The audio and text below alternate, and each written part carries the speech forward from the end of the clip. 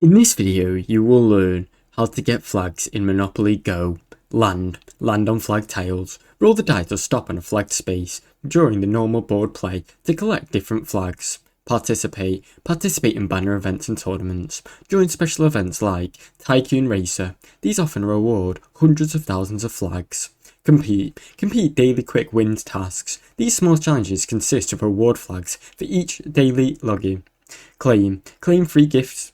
Every 8 hours, check the in-game shop for free gift boxes. These contain flag tokens during some events.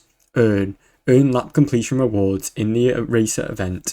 In events like Heatwave or Tycoon Racer, finishing laps unlocks reward chests. Flags are one of the main prizes, or one of the options. Complete tournaments or banner milestones. Advance through tiers in the banner events or tournaments to unlock milestone rewards that include significant flag bundles. Now you know how to get flags in Monopoly Go. Thanks for watching. Don't forget to like and subscribe.